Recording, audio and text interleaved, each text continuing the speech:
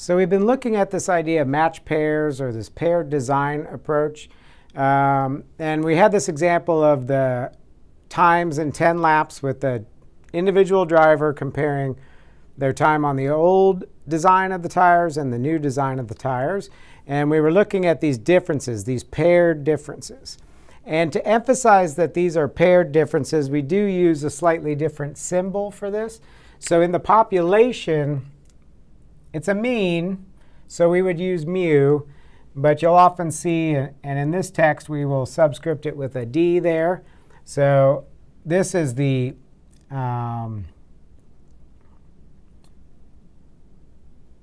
mean difference in the population.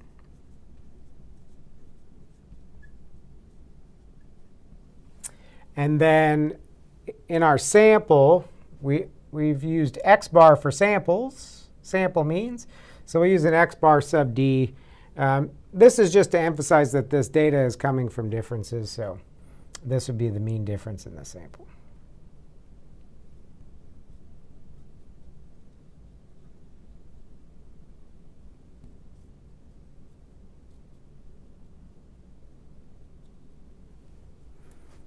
And if you recall this particular example, we had our mean difference came out to be rounded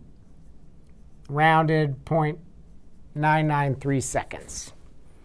And so what I'd like to do now is go to the simulation on the applet and see if we can test, is this difference from old to new significant? Are we going to be willing to say that these new tires have improved, that would improve the time for all drivers on average, not just our samples? So let's move to the applet. All right, so here's that data we were looking at before. And notice here is that mean difference I was talking about, X bar sub D for sample mean difference. We got about 0.993 there. And I'm going to take this data, not the differences, so just the raw data. The app is going to take care of the differences. And I'll do a Control-C to copy that. Move over to our applets, and we want this matched pairs. And I want to clear out the data that comes in there by default. And Control-V to paste that in there. And remember, if you're using this with any data, the app is picky. All of your titles, your labels have to be a single word. So make sure you don't have spaces in the names of any of that stuff. So I'm going to use this data. And so here's our matched pairs. This is kind of nice because what you can see is not only the values from the old tire versus the new tire, but you see the connections. It's connecting the dots from driver 1, driver 2. So you see that this, for example, this red dot does not go with some blue dot over here where there'd be some huge difference. That is from that one driver there. Those two match together. So it gives you a better sense. If these lines were doing lots of crazy crossing, then that means a lot of variation, right? That from new to old tire, there was a big difference. But most of these lines are fairly close to straight up and down, so the differences are not that great individually there. And so now let's go over to the randomized part and try and understand what this is doing. So if the tire made no difference, on average you would expect the drivers to do about the same, whether it's the old tire or the new tire. Wouldn't make much difference. So what the simulation does is for each driver, so there's driver 1's time on the old tire, new tire, it's going to flip a coin, and depending on heads or tails, it's either going to keep that layout or it's going to swap them. So let's go through that. And if it puts little arrows here, it means it swapped them. So it came up heads, so it swapped. Tails, it didn't swap, swapped them. So what we're doing is randomly, 50-50 chance, swapping data from the old tire to the new tire. what that's simulating is in a world where it didn't matter whether it was the old tire or the new tire, this swapping shouldn't make a difference. So we've done some swapping of old to new, but stuff is still paired. That's the key, right? We didn't just take this list of numbers and randomly assign it to this list of numbers. They still stayed in the same matched pairs, but they possibly got switched between old and new. And so it went through and it calculated all the differences and came up with a mean difference.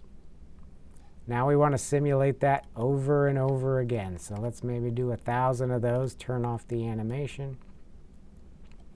Another 1,000. And we're starting to build up our sampling distribution here, right? This is the distribution of average differences that you would expect to see if the tire didn't matter. If it didn't matter if it was the old or the new. Okay. So we've done 11,000 samples. Let's just go with that.